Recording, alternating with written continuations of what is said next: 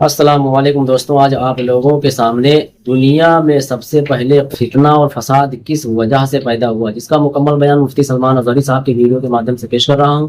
آپ لوگ ضرور اس بیان کو مکمل سماعت کر کے دنیا میں سب سے پہلا فتنہ عورت کی وجہ سے ہوا۔ سب سے پہلا فتنہ، دونوں بھائیوں میں شدید اختلاف پیدا ہو گیا۔ حابیل اور قابیل میں اتنا شدید اختلاف پیدا ہوا کہ ایک لڑکی سے نکاح کرنا ہے، شادی کرنا ہے۔ اس شادی کے چکر میں دونوں کا جھگڑا بھی ہوا۔ آدم علیہ السلام دنیا کے سب سے پہلے انسان اور سب سے پہلے نبی اور سب سے پہلے رسول جب دنیا میں تشریف لائے آدم علیہ السلام، تو جب وہ تشریف لائے تو ان کے بعد ان کی اولاد کا جو سلسلہ شروع ہوا تو سب سے پہلا بیٹا پیدا ہوا حابیل۔ سب سے پہلا بیٹا حابیل۔ آدم علیہ السلام کے بچے جو ہوتے تھے، روز ایک لڑکا ایک لڑکی، روزانہ حضرت حوا حاملہ ہوتی اور شام تک ان کو بچے ہو جائے، 2 بچے۔ اللہ کی قدرت کاملہ، کیونکہ نسل انسانی کو اس وقت بڑھانا تھا، تو روزانہ 2 بچے، ایک لڑکا اور ایک لڑکی۔ پہلے دن پیدا ہوئے حابیل اور اس کے بعد ان کے ساتھ جو پیدا ہوئی وہ اقلیمہ نام سے۔ دوسرے دن جو پیدا ہوئے وہ قابیل اور اس کے ساتھ یہودا نام کی لڑکی پیدا ہوئی۔ اب قانون شریعت یہ تھا آدم علیہ السلام کی امت کا، امت کون ہے؟ ان کی اولاد۔ اب قانون آدم علیہ السلام چونکہ رسول تھے، شریعت کا قانون یہ تھا کہ آج جو پیدا ہوا لڑکا ہے وہ کل پیدا ہونے والی لڑکی کے ساتھ نکاح کر سکتا ہے۔ سیم ڈے والی لڑکی اس کی سگی بہن مانی جاتی ہے، حالانکہ سب بہن ہیں، لیکن سیم ڈے جو پیدا ہوئی وہ لڑکی اور وہ لڑکا شادی نہیں کر سکتے۔ اور آدم علیہ السلام کی شریعت کا ہی یہ قانون۔ میں یہاں رک کر کے تھوڑی بات بتانا چاہوں گا۔ آج جو لڑکا پیدا ہوا ہے وہ کل جو لڑکی پیدا ہو رہی، یہ دونوں بھائی بہن ہیں یا نہیں؟ ایک ہی ماں سے ہیں اور ایک ہی باپ سے ہیں، لیکن چونکہ اس وقت کوئی آبادی ہی نہیں تھی، کوئی دوسری آبادی نہیں تھی۔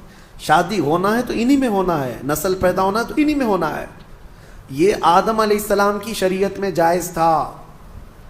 اب کیا ہمارے لیے یہ جائز ہے کہ آج تم پیدا ہوئے اور 10 سال بعد تمہاری ماں سے دوسری لڑکی پیدا ہوئی تو اس سے تم نکاح کر سکتے ہو، چاہے 50 سال بعد پیدا ہو؟ بالکل نہیں کر سکتے۔ سگی بہن ہے تو اس سے نکاح حرام ہے۔ کل میں نے آپ کو بتایا تھا محرمات عورتیں کیا ہے۔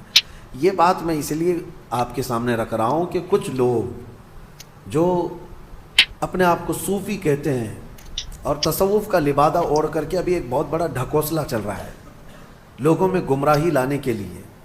ان کو شریعت سے کوئی مطلب نہیں ہے، وہ کہتے ہیں ہم طریقت والے ہیں، وہ معرفت والے ہیں۔ ان کے ہاں کیا ہے، ایک چیز وہ دلیل کے طور پر لاتے ہیں کہ سجدہ کرنا اپنے پیر و مرشد کو یا قبروں کو یا اولیاء کو جائز ہے۔ وہ اس لیے کہتے ہیں کہ کیا آپ کو نہیں پتا آدم علیہ السلام کو سارے فرشتوں نے سجدہ کیا تھا؟ آدم علیہ السلام کو سجدہ کرایا گیا تھا، لیکن یہ انہیں فرق نہیں معلوم۔ فرشتوں کا سجدہ تھا آدم علیہ السلام کے لیے، وہ عبادت کا سجدہ نہیں تھا، وہ تعظیم کا سجدہ تھا۔ وہ کیا تھا؟ تعظیم کا سجدہ تھا۔ تعظیم کا۔ اور حکم کس کا تھا؟ اللہ کا تھا، اللہ کا تھا۔ اور پھر ان کے ہاں ایک دلیل ہے، یہ صوفی جو کہتے ہیں، گمراہ لوگوں کے بارے میں کہہ رہا ہوں، جو اوریجنل صوفی ہیں الحمدللہ وہ میرے مصطفیٰ کی شریعت کے پابند ہیں۔ اصل صوفی دیکھنا ہو تو غوث اعظم ہے، اصل صوفی سرکار غریب نواز ہے، وہ شریعت پر پورے کامل طور پر پابند تھے۔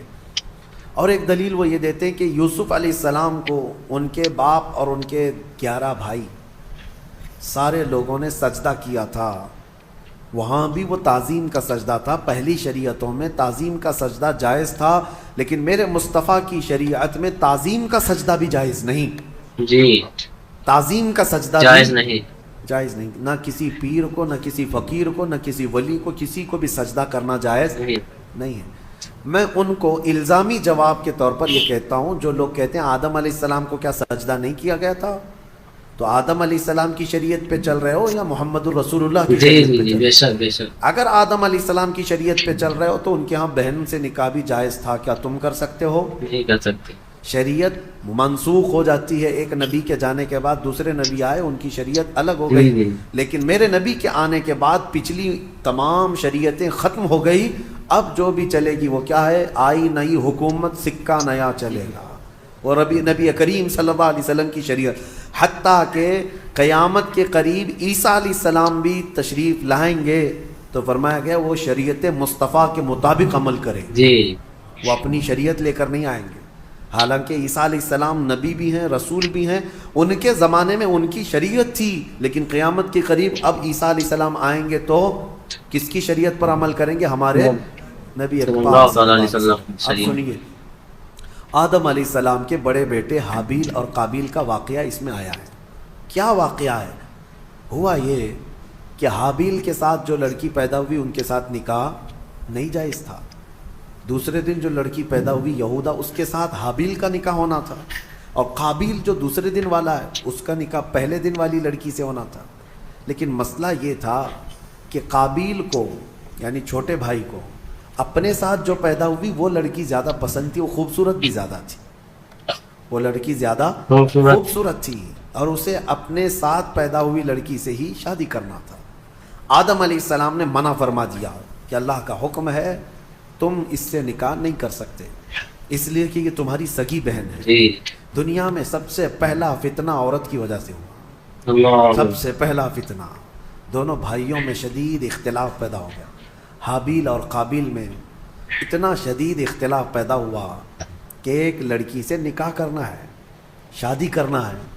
اس شادی کے چکر میں دونوں کا جھگڑا بھی ہوا، یہاں تک کہ آدم علیہ السلام نے حکم دیا دونوں کو کہ تم دونوں ایک ایک قربانی کرو جانور، اور کھلے میدان میں لا کر کے اپنی اپنی قربانی رکھو، جس کی قربانی قبول ہو گئی وہ حق پر ہے، اور قبول ہونے کا طریقہ کیا ہے؟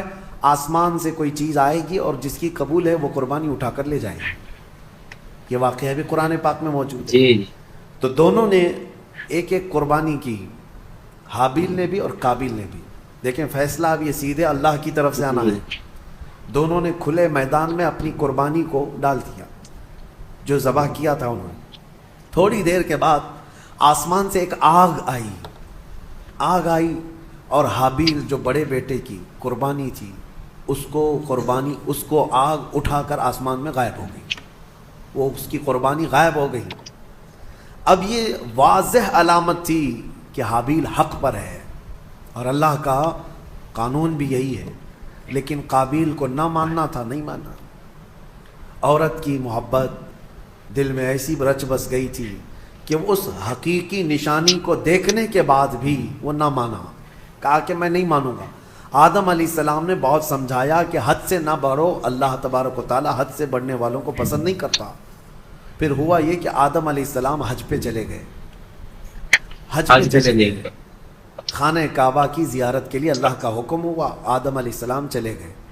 اب یہ واقعہ کہاں پیش آیا تھا، اس میں تاریخ میں الگ الگ باتیں آتی ہیں، لیکن بہت سارے علماء کا کہنا ہے کہ یہ واقعہ ہندوستان میں ہی پیش آیا تھا، کیونکہ آدم علیہ السلام کی سرزمین جو ہے، سب سے پہلے جو جنت سے آپ اترے سرندی پہاڑ جو سری لنکا پہ ہے، تاریخی روایات یہ بتاتی ہیں آدم علیہ السلام وہاں اتارے گئے تھے۔ سری لنکا کوئی الگ کنٹری نہیں تھی، وہ انڈیا میں ہندوستان میں تھا، جی اور اسی سے پتہ چلتا ہے کہ پورا ہندوستان ہمارے باپ کا ہے۔ جی جی بالکل، حقیقت بے شک ہے بے شک، سب کے باپ کا ہے، آدم علیہ السلام ہمارے باپ ہیں، پوری دنیا کے باپ ہیں۔ بے شک۔ تو یہ واقعہ جب پیش آیا، آدم علیہ السلام جب حج پہ چلے گئے، تو اب دونوں کے درمیان جو لڑکی کو لے کر اختلاف تھا وہ کیا ہوا، کہاں تک چل گیا۔ اب شیطان آیا، سب سے پہلے انسانوں کو بہکانے اور ورغلانے کا جو چیلنج کر کے آیا تھا اللہ کی بارگاہ سے۔ اللہ تعالیٰ نے اس کو آدم علیہ السلام کو سجدہ نہ کرنے کی وجہ سے مردود کر دیا تھا، نکال دیا تھا، اور اس نے اللہ کو یہ چیلنج کیا تھا کہ آدم کی جتنی اولاد پیدا ہوگی سب کو میں گمراہ کروں گا، کبھی ان کے سامنے سے، کبھی بائیں سے، کبھی دائیں سے، کبھی پیچھے سے آ کر میں ان کو بہکاؤں گا، تیرے سیدھے راستے پر کسی کو چلنے نہیں دوں گا۔ یہ اللہ سے اس نے چیلنج کیا تھا، اللہ نے فرمایا جا تجھے قیامت تک کی عمر دیتا ہوں، قیامت تک کی تجھے عمر ہے، جتنی کوشش کر سکتا ہے کر۔ لیکن رب تعالیٰ نے فرمایا میرے کچھ مخلص بندے ایسے ہوں گے جن پر تیرا داؤ نہیں چل سکے گا، اللہ ہمیں ان مخلص بندوں میں شمار فرمائے۔ آمین۔ شیطان پہلی مرتبہ آیا، دونوں بھائیوں کے بیچ میں دیکھا لڑکی کو لے کر کے اختلاف ہے، تو یہاں آگ لگانا اب اس کا کام تھا۔ جی اس نے آ کر کے قابیل کو کہا تیرے لیے اچھا سا راستہ میں کیوں نہ بتاؤں، تیرے حق میں وہ لڑکی اچھی ہے، تجھے کرنا ہی چاہیے تھا، تیرا باپ بھی مخالف ہے، تیرا بڑا بھائی بھی مخالف ہے، لہذا ایک کام کر، اس تیرے بڑے بھائی کو دنیا سے ہی ختم کر دے، راستہ صاف ہو جائے گا۔ اس وقت تک ابھی موت نہیں معلوم کسی کو، جی پیدا تو ہوئے تھے لیکن موت ابھی تک کسی کی نہیں آئی ہے، نہ ہی مرنا معلوم نہ ہی مارنا معلوم تھا۔ تو قابیل کو آ کر کے ابلیس نے، شیطان نے طریقہ بتایا۔ قابیل نے پوچھا میرے بھائی کو اگر ہمیشہ کے لیے میں راستے سے ہٹانا چاہوں تو کیا کرنا ہے؟ تو ابلیس نے ایک بہت بڑا پتھر اٹھا کر کے دکھایا، کہا کہ اس طرح پتھر اٹھاؤ اور اس کے سر پر مار دو۔ تو حابیل ایک جگہ پر بیٹھا ہوا تھا، اسے بھی خبر نہیں تھی کہ بھائی اپنی موت کا سبب بنتا ہے۔ تو قابیل جو چھوٹا بھائی تھا، لڑکی کے عشق میں جو پاگل تھا، پتھر اٹھایا اور لے جا کر اپنے بڑے بھائی کے سر پر پیچھے سے دے مارا۔ جیسے ہی مارا تو وہ سر پھٹ گیا اور بڑے بھائی کا اسی جگہ پر انتقال ہوا۔ دنیا کا پہلا مرڈر ہے، دنیا کی پہلی موت اور دنیا کا پہلا قتل کس نے کیا؟ چھوٹے بھائی نے بڑے بھائی۔ کس کے لیے کیا وہ بھی پتا ہے، عورت کے لیے کیا۔ ہوا یہ کہ قتل کرنے کے بعد اب یہ تک نہیں پتا تھا اس کو کہ کرنا کیا ہے اس لاش کا۔ اللہ فرماتا ہے فَبَعَثَ اللَّهُ غُرَابًا يَبْحَثُ فِي الْأَرْضِ، اللہ تعالیٰ نے کوے کو بھیجا۔ کوا، دو کوے آسمان سے اڑتے ہوئے آئے، ایک کوا دوسرے کوے کو ٹھونک مارتا تھا، لڑائی دونوں کی چل رہی تھی، دونوں کووں کی لڑائی چل رہی۔ قرآن میں اللہ نے بیان فرمایا اس کو، لڑتے لڑتے ایک کوے نے دوسرے کوے کو اتنا مارا کہ زمین پر گر گیا، ایک کوا مر گیا، دوسرا کوا بیٹھا تھا۔